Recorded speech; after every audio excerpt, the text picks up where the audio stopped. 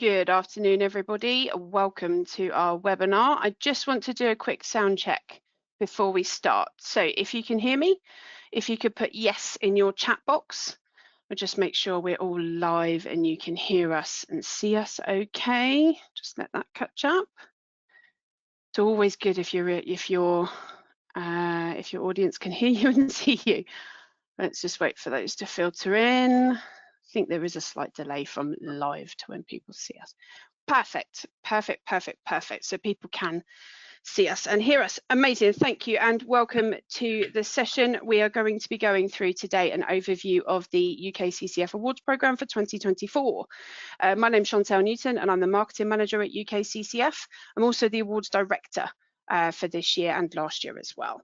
I'm just going to go through with my panel to get them to introduce you. So Steve Messenberg, can we come to you first? You can. Hello, everybody. Thank you for joining today. I'm Steve Messenberg. For those of you who don't know me, I was 30 years Customer Service Director for a company called Merlin Entertainments, who own places like London Eye, Alton Towers, places like that. So I looked after all the customer service side from there, including the obviously the customer service centres. I sort of semi-retired about 5 years ago now, doing some business consultancy on customer journey. But I also do coaching and mentoring, and I head up the CCF coaching and mentoring program. So looking forward to telling you all about this year's awards today. Thanks, Steve. And Tommy Weintraub, over to you, Tommy. Hello, everyone. Thank you for joining. My name is Tommy Weintraub. Don't have as impressive of a career as Steve does, but 25 years in the contact center industry, spanning across 3 different countries. I'm originally from Sweden, spent 6-7 years down in Spain, heading up a large contact center down there, and came across the UKCCF as an entry for the awards. I think it was back in 2019, where we won the Best Small Contact Center with Very Sure, the smart alarm company. Really looking forward to sharing my experience. Been a judge for 2 years, running, and also as an entrant, I guess that's another one that I have some experience with. But welcome. Thanks, Tommy. And over to Rhonda Holden. Rhonda. Hi, everybody. My name is Rhonda Holden. I am the Head of Connectivity Support at M247. And I'm a panelist today because last year I entered for the first time and walked away with 9 awards of varying colours, which are now proud to place in our office in Manchester. Amazing, Rhonda. Thank you. And Pete Wakeham. Thank you, Pete. Yeah. Good afternoon, everybody. So Pete Wakeham, I'm COO of M247. So similar to Rhonda, we were first-time entrants last year as a team and had an amazing experience. So looking forward to sharing our good experience and maybe encouraging participation from you guys. Thank you.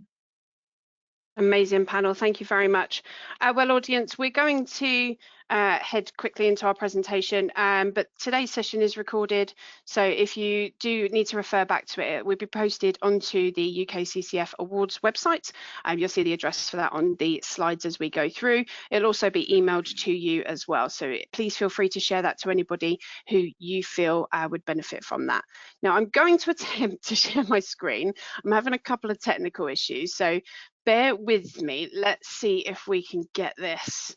I tried this before everybody logged on and I had a little bit of an issue. So if you just bear with me a second, hopefully I can get this up for you guys. It's always great when the host has issues.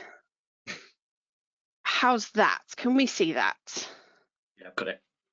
Perfect, yep. Amazing, thank you. So I promise this isn't going to be a slide heavy presentation. It's just something in the background while we have a chat about the awards. So just a quick agenda. We've done the introductions. I'm just going to give you a quick overview on the awards. I'm going to touch upon our awards from last year and have a chat with Rhonda and Pete about their experience. Then I'm going to go through some of the judging stuff, and at the end we've got the Q&A for you to ask any questions at all. If you do come across any questions throughout the session, there is either the question box on your GoToWebinar panel or the chat box that you use to do the sound check. Either of those will come through to us, and I promise to get to them towards the end. So just a quick overview on the UKCCF Awards Programme. We're in our 15th, I say it's not our 15th year, this is our 15th awards programme. We started back in 2011, just as the Midlands and Yorkshire Contact Centre Forum Awards. 2012 saw the introduction of the London and South East Contact Centre Forum Awards. We did that for a couple of years, running the two, North and South.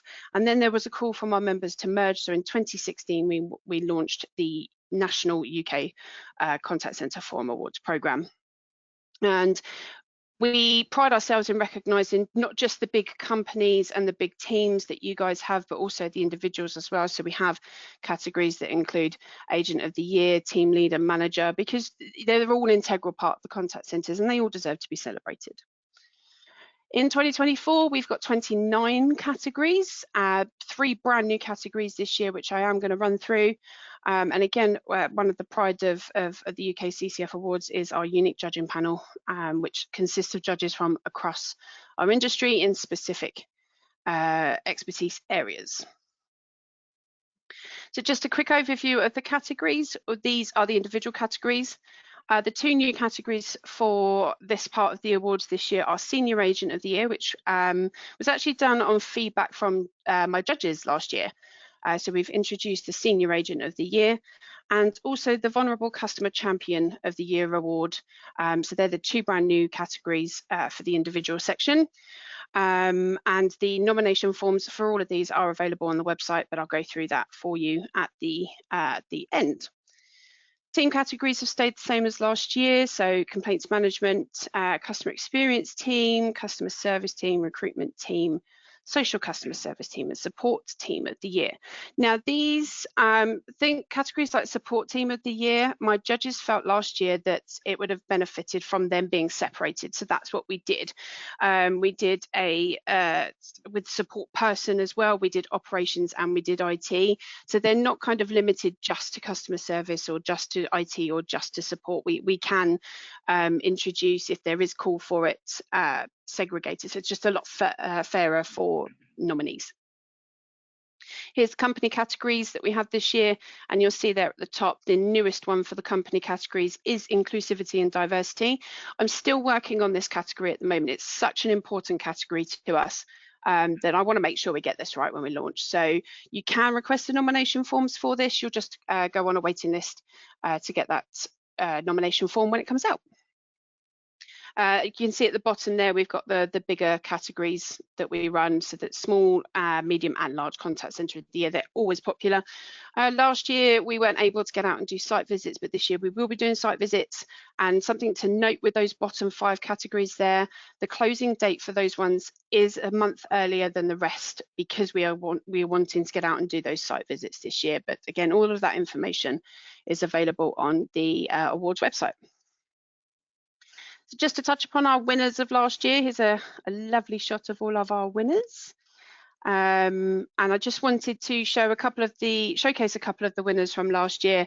Here, people like SSCL who hadn't entered before, and Empower, they entered quite a few categories, and like M247 came away with varying colours of awards. Here's just a couple of others for you. There's a lovely Rhonda down there.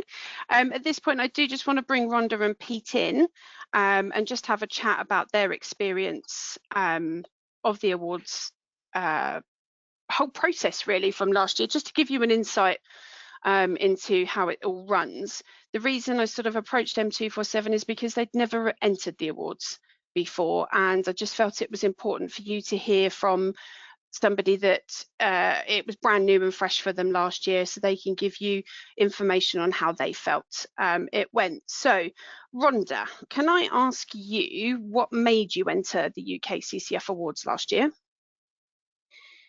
As a business, we'd just gone through a huge change process that had been quite difficult for everybody, but the engagement with the teams and how they addressed it, we saw some shining stars that really, showcased us that they were committed to the business. And I was looking for an award ceremony that showcased the individuals, the teams, and the contact center as a whole, because it was even the CEO of the business that was really supporting us. So I wanted to find a process that allowed not just one nomination, but multiple nominations that showcased those individuals and teams where they did deliver great customer service. I wanted to celebrate their hard work, the commitment to the customer, and additionally participating in the awards allowed us to benchmark our own performance against the industry standards for all of those huge companies that also attended the industry. I wanted to really, stand out amongst them and allow the business to see actually what we've achieved has been recognised. Amazing, thank you. Pete, do you have anything to add to that? I think I just reinforced Rhonda's message around, for me, it was really about helping the team to be recognised by someone other than myself or Rhonda, and help them realise the journey they've been on, because we had been on a really transformative journey. Our customer service prior to the last couple of years wasn't where it needed to be, and we put so much effort into upskilling our team, changing our process, bringing in new tools, and for me this was kind of the cherry on top that really helped us to celebrate with our teams and with our customers. And so for me, that was the most important bit, was really around making sure that our people were able to stand high and feel proud about all they've done, and that these awards really helped with that. Amazing. And has it made a difference within the teams as well, being recognised not just by you guys, but by an external company like the UKCCF as well? Yeah, absolutely. I think, well, when you walk into our office, the first thing you see is a whole host of awards from the UKCCF and some other ones that we've won this year. We didn't enter many awards programs. We wanted to be really focused on ones that where we felt people would look at them with prestige and recognition, and it would be something really we could be proud of and shout about. So I do think personally, when I look at the team, they stand a bit more proud, and everyone is happily pointing out that's their certificate, or that was that great day they were there. And I think it has made a real difference for our team in feeling pride of place. I don't know, Rhonda, a lot of the folks are within your team. Yeah, and it doesn't just start there when you win that award. When you sit in front of an individual and tell them that you're going to nominate them for customer, agent of the year, the impact that has on that person is profound. And it's not just in that moment or winning the award.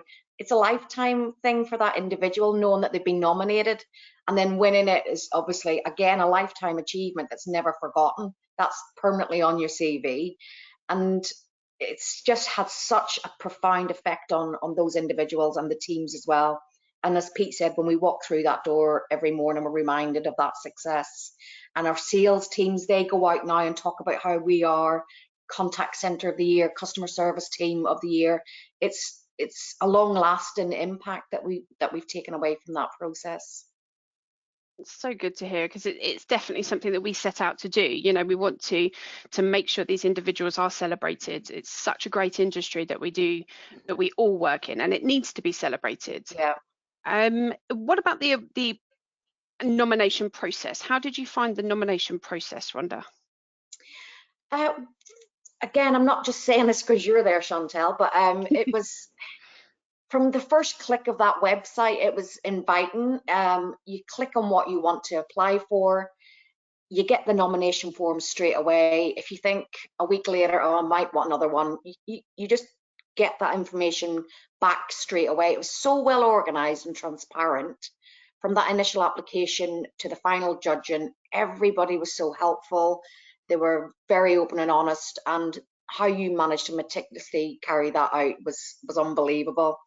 And to have it start again so early in the year, to allow that time to fill in the nominations, is testament to you. It's just brilliant. Other awards that we've gone for, it's not been as well organized or as fluid. The comms throughout has been frequent, and that promotional material that you follow up through on your own website, naming the individuals, you must have had thousands to do, but you named every individual, every award leading up to it, to expose as much as you could those people that were successful in that final stage. It was that comprehensive platform for showcasing our achievements and sharing our best practice with industry peers. And we come away from that with so many new connections on LinkedIn, so many new relationships to follow up on. And even the teams, they enjoyed the night. We took half the contact centre down that night because we were up for so many awards. And again, they'd never experienced that kind of event. So to allow them in that process was great. And they're looking forward to the next run of it. I just need to try and limit the amount of people I take next time. We've got a bigger venue. I'm really sorry if that doesn't help you this year. We've got a bigger venue. Sorry about that. Yeah. Pete, anything to add to that at all? For me, I would reiterate what Rhonda was saying around. There were two things I liked about the process. One was the feedback loop, and the feedback mechanism was really great. We entered a couple of others where it was like a black hole and you weren't quite sure what was going on. We were kept informed all the way through the process, and I think that helped keep us motivated, because there are, written elements, presentation elements, and I think the fact there's that balance of opportunity with the judges means, we all know some of us are better at writing, some of us are better at talking, some of us are in between. And I feel like the judging process was really fair, and it gave everybody a chance, whether they're a really great speaker or a really great writer or whatever. And I think that was a real benefit to us, because some of the other processes we've been in, the feedback mechanism hasn't been there, or it's been solely about what you're able to write in that one moment and not getting to truly kind of perform and show how great the team are and bring the team in to take part in it. So I think it was a really good and fair process. I did a lot of chairing actually last year, so I got to meet so many great people, and I like to try and make the judging process as simple as possible.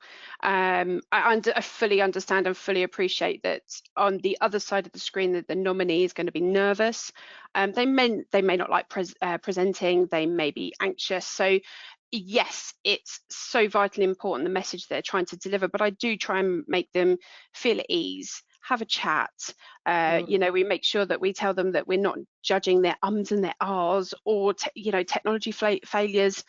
That happens to the best people, even happens our side sometimes. So if you are lucky enough to get through to the final stages, I do treat all of the nominees with the care and consideration that I would want at that level as well, and I hope that puts everybody at ease.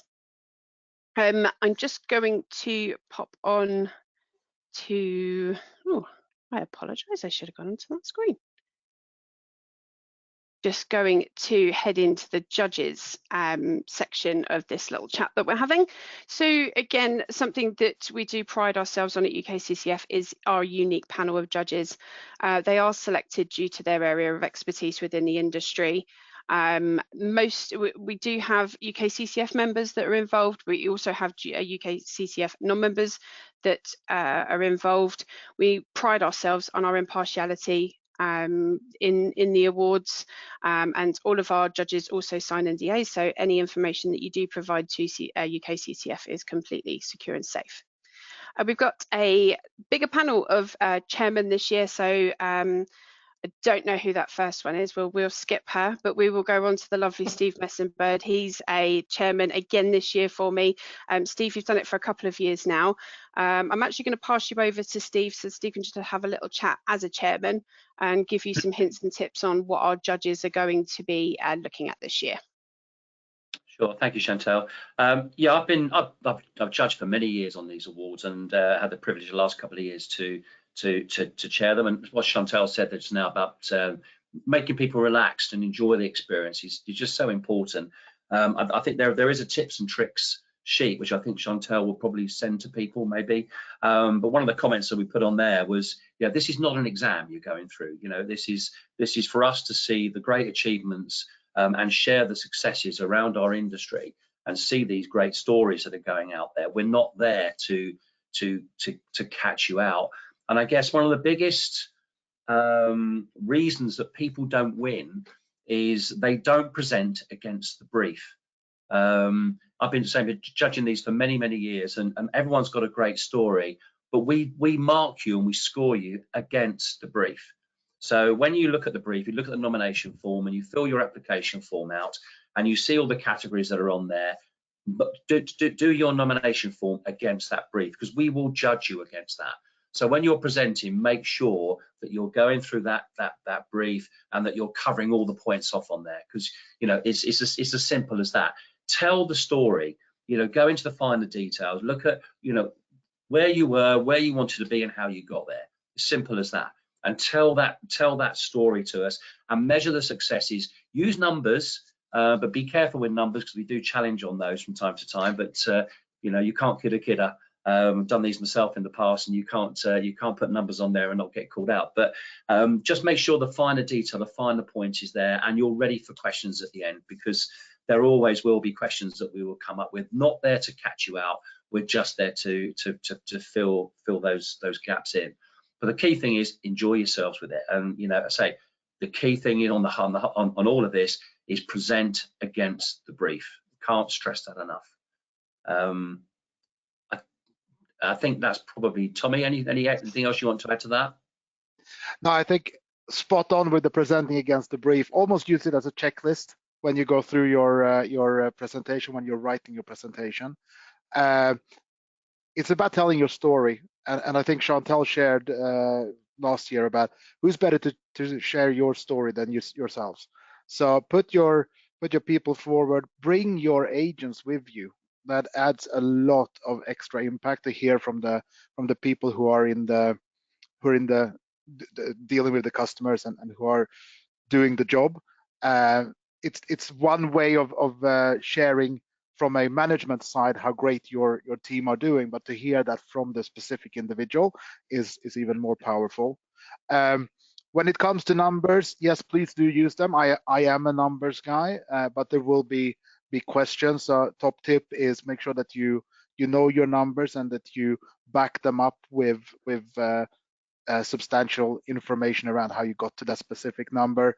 One of the classic ones is we hear around employee NPS or eNPS from your team and how amazingly engaged they are, but no one looks at the participation rate. So if you have a huge high NPS, but only 10% of your team was answering your query, then or your questionnaire, then that tells you quite a lot of information around how engaged your team are. Also, how does that stack up with the rest of your business? So if you're looking at a specific team, how is that the numbers that you're presenting, how do they stack up against the rest of the customer service or the contact center or the entire business that you have there? But I think top tip from me is bring with you agents, frontline agents, to help to bring your story to life. Amazing. Just clarify on that as well, Chantal, because there are the two areas on that. You've got the individual entries and of course the team entries. So obviously you bring your agents across on there as well.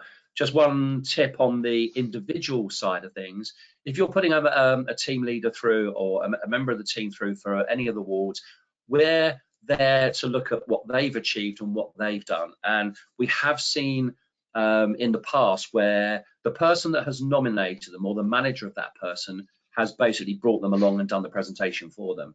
We want to hear from that person. I can't stress enough, we're not there to catch the person out. We want to find out what their story is, and what they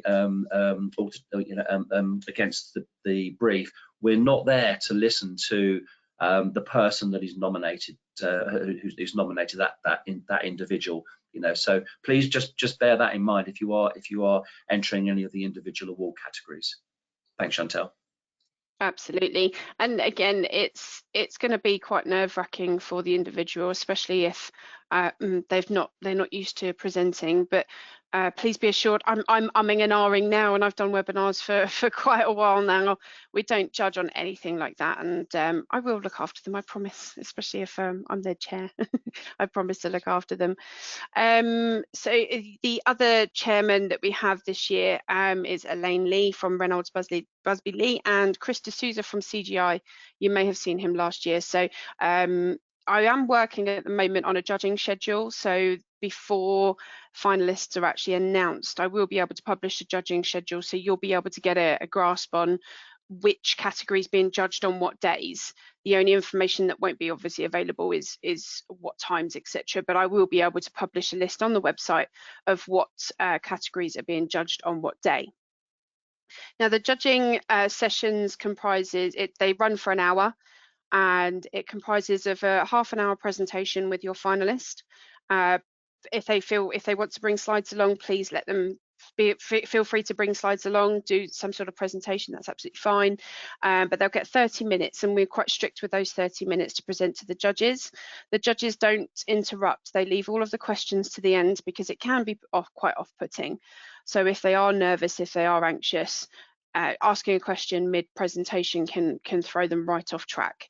So the questions from judges are left till the end, and then we have a 15-minute Q&A with the judges, so they can ask any questions that they may have.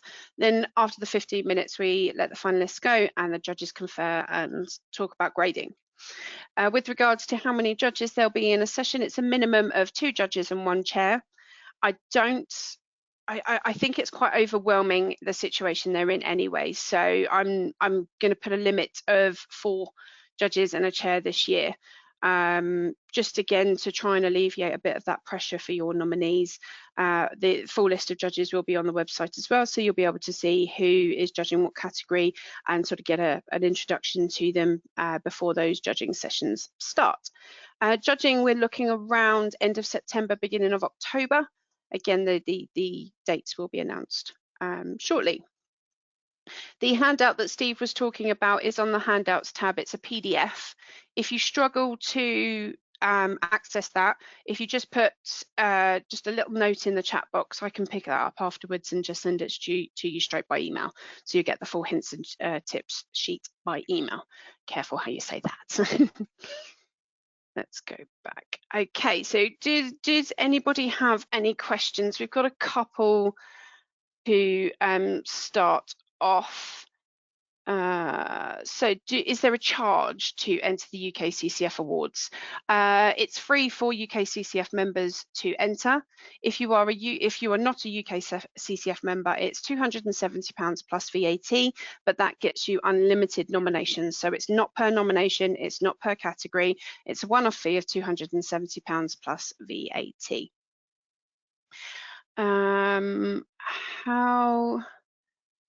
How can I access the nomination forms? So the nomination forms are on the new awards website that we've launched. So the web address is at the bottom there, www.ukccfawards.co.uk. You go on there and click onto the awards categories, and the nomination form is on that page for you. Okay, sorry, there's 2 different screens I have to go to get the questions. I'm just going to stop sharing my screen because I fear that it's making me a bit jumpy. I do apologize. There we go.